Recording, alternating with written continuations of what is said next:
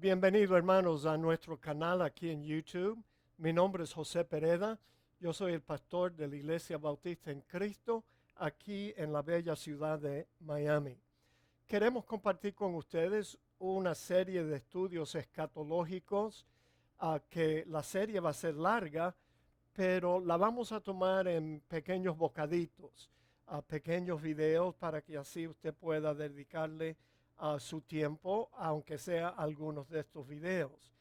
Y estamos estudiando en este momento acerca de 4 pasajes que nos hablan acerca de la señal que se va a ver el día que Cristo venga por la iglesia. Pero antes de comenzar con el primer versículo, quiero pedirle que presione el botón de suscripción y también la campanita, y así usted va a ser avisado cada vez que nosotros ponemos otro video aquí en YouTube. El pasaje que queremos comenzar estudiando hoy se encuentra en el libro de los Hechos, capítulo 2, versículo, vamos a decir, 15. Aquí era el día de Pentecostés. El Espíritu Santo acababa de descender sobre la iglesia por vez primera.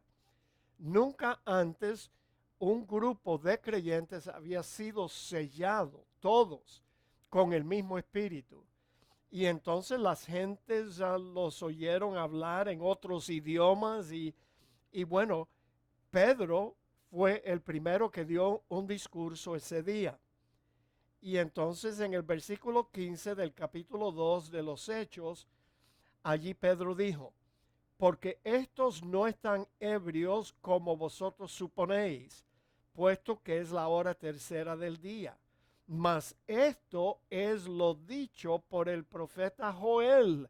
Fíjate, el profeta Joel del Antiguo Testamento habló acerca de lo que iba a suceder el día del comienzo de la iglesia, y también habló de lo que iba a suceder al final de la época de la iglesia. Eso es lo que hace la profecía de Joel. Interesante. Dijo Pedro: y en los postreros días, dice Dios, derramaré de mi espíritu sobre toda carne, y vuestros hijos y vuestras hijas profetizarán, y vuestros jóvenes verán visiones, y vuestros ancianos soñarán sueños. Ahora, cuando Joel, citado aquí por Pedro, habla de los postreros días, debemos entender que los postreros días es un tiempo que abarca muchos años, desde el comienzo de la iglesia hasta el final, cuando Cristo regrese al mundo para establecer su reino milenial aquí en la tierra. Esos son los postreros días. A veces los cristianos nos confundimos y pensamos cada vez que leemos acerca de los postreros días, pensamos que está hablando solo de los últimos tiempos antes de la venida de Cristo. Pero no, los postreros días comenzaron el día de Pentecostés. Y por eso Pedro estaba citando la profecía de Joel. El versículo 18 dice: y de cierto sobre mis siervos y sobre mis siervas en aquellos días derramaré de mi espíritu y profetizarán. Bueno, ¿sabe qué? Hasta aquí en el versículo 8, todo esto se cumplió el día de Pentecostés, cuando la iglesia comenzó. Pero lo que sigue en el versículo 19 al 21 no sucedió el día de Pentecostés, sino que es la parte de la profecía de Joel que habla acerca del final de la era de la iglesia. Y dice así, de nuevo aquí vamos a ver de nuevo la señal, la misma señal que vimos en Mateo 24, que vimos en Lucas 21, y ahora la vemos aquí en la profecía de Joel. Y daré prodigios arriba en el cielo, acuérdese, y señales abajo en la tierra: sangre y fuego y vapor de humo. El sol, dice el versículo 20, fíjese, es casi el mismo lenguaje. El sol se convertirá en tinieblas y la luna en sangre, antes que venga el día del Señor grande y manifiesto. Y todo aquel que invocare el nombre del Señor será salvo. Sí, durante la época de la iglesia, durante la época en la cual nosotros estamos viviendo, todo aquel que invocare el nombre del Señor será salvo. Pero ¿sabe qué? Aquí Joel mencionó el día del Señor. El día del Señor es un término, es una descripción acerca de un día de juicio. Es un día de ira. Y esto lo podemos estudiar desde el Antiguo Testamento. Los hebreos sabían que el día del Señor era un día de castigo de Dios. Era un día de juicio. Era un día de muerte. Un día de ira.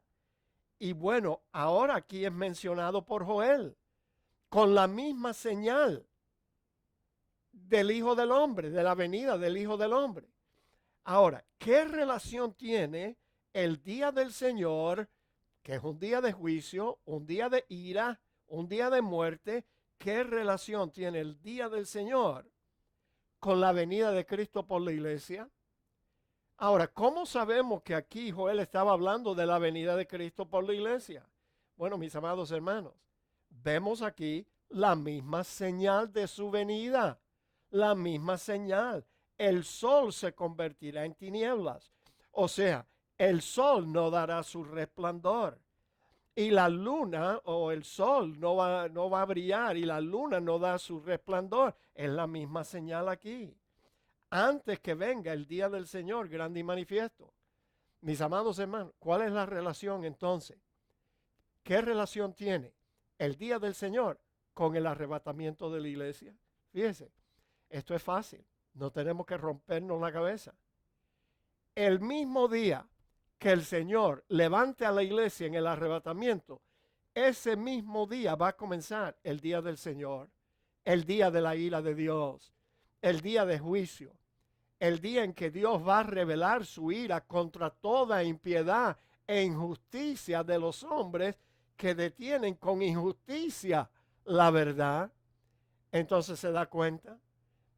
Dios ha tenido paciencia por siglos con la humanidad, no queriendo que ninguno perezca. Dios ha tenido paciencia y ha estado llamando gente. Muchos son llamados, pero pocos son los escogidos. Muchos amados han sido llamados, pero no han querido venir. Entonces, después del arrebatamiento, comienza el día de la ira de Dios, el día del Señor, grande y manifiesto. Queremos invitarle a estar con nosotros en nuestro próximo video para que usted vea el próximo pasaje que tiene que ver con la señal que se va a ver el día que Cristo venga por la iglesia. Que el Señor les bendiga muy ricamente.